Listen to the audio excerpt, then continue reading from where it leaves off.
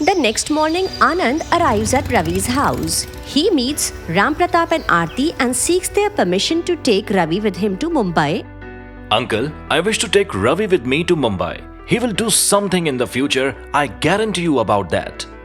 Ram Pratap agrees to Anand's request. After this, Anand finishes his shoot and takes Ravi to Mumbai and they stay together. Upon arriving in Mumbai, Anand provides Ravi with the addresses of several people and asks him to meet them. With newfound hope, Ravi starts meeting these contacts from the next morning. Despite his efforts, Ravi struggles to make any headway. He visits numerous music industries label and studios but finds no success. Hey Anand, nothing seems to be working out for me here. Coming from a small town, you showed me a big dream.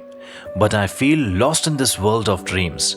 Mumbai seems like a city of illusions and I have come to understand its deceptive nature. I have no regrets now. Friend, you supported me a lot and for that I will always be thankful. I have decided to return to Belapur. I am leaving Mumbai now forever. Friend, this is a city of illusion. One has to have a lot of patience here. It tests humans a lot. People often face setbacks and difficulties, a lot of trouble. But success comes after overcoming these trials. You should never lose your hope. Okay, friend. If my path to success leads me through the hardships of the city, then I accept it. From today, I am leaving your house and will not return until I have achieved something. I will either succeed or remain buried in the city. I didn't want to make you sad. I promised your parents I would take care of you and I cannot let you wander off like this. You should never lose your hope. That night, Ravi stays at Anand's place due to his persistent insistence. However, he leaves Anand's house in the dead of night seeking his own destiny.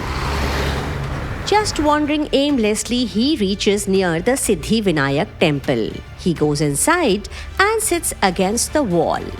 He prays silently to Lord Siddhi Vinayak and doing this, he falls asleep. Ravi starts living near the Siddhi Vinayak temple and uses this area as his makeshift stage to practice music. He feels frustrated with his poverty and helplessness. Reflecting once on how far he has come, he felt upset and hopeless. Today, he was missing his supportive parents who always stood by him. Remembering them, he started singing and his music echoed through the streets.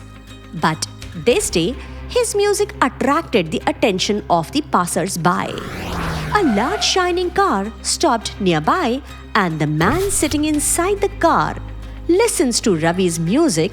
The man, accompanied by security personnel, approaches Ravi.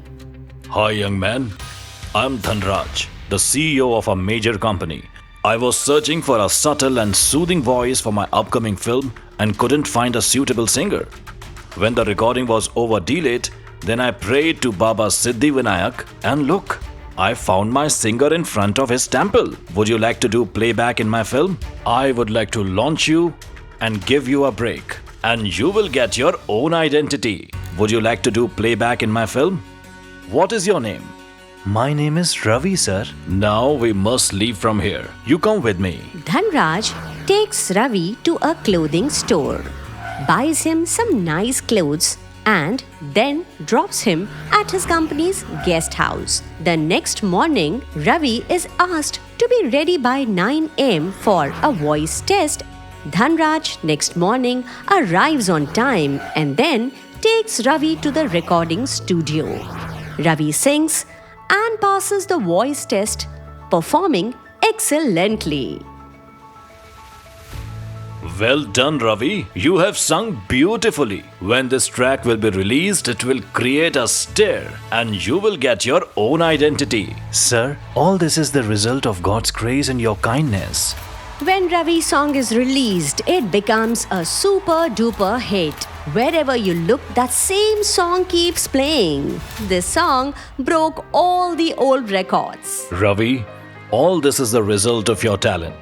I am just a medium. Today, as an elder brother, I advise you never to let pride take hold of you. This is Mumbai, the city of goddess Mumbai. Mother goddess gives all the fame to her devotees, but she does not like pride at all. Pride can lead to your downfall. I will always remember your advice. Ravi starts his own music company and musicians line up to work with him. His songs become hit after hit. Film producers seek him out for his music. His music albums also become a hit. Both money and fame come pouring in. Yet Ravi was very punctual and also was very soft-spoken. Despite getting so much fame and money, Ravi never got proud. One day, Ravi goes to meet Anand. Hey, welcome Ravi. It's great to see you as a big celebrity. Anand, whatever I am today is because of your support. You boosted my morale and convinced my parents to let me come to Mumbai. I am grateful for your help. Today I have a car, a bungalow, money and fame. All thanks to you. I want to do something for you. Please don't refuse. Do let me know what can I do for you. Ravi, your success is due to your hard work. It took many days to get you to this point. I am delighted for you and wish you continued success. If you want to give something, promise me you will help anyone from outside Mumbai who seeks your assistance. Show them kindness and help them feel that humanity is still alive and that Mumbai is a city of good people. This chain of support should not be broken. Hope you will not disappoint me. Okay, Anand, I will always remember your words and continue to help others. Now I need to go for my recording. See you soon.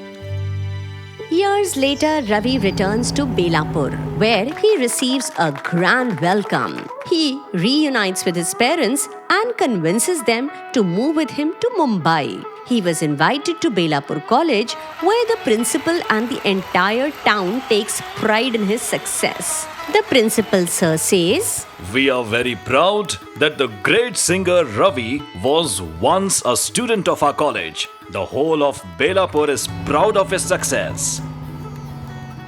Ravi comes to Mumbai with his parents and makes waves in the world of music. From this story, we learn that in today's changing context, parents should pay attention to the interests of their children and they should give them education according to the kind of education they are interested in. Because any person can be proficient in the work in which he or she is interested.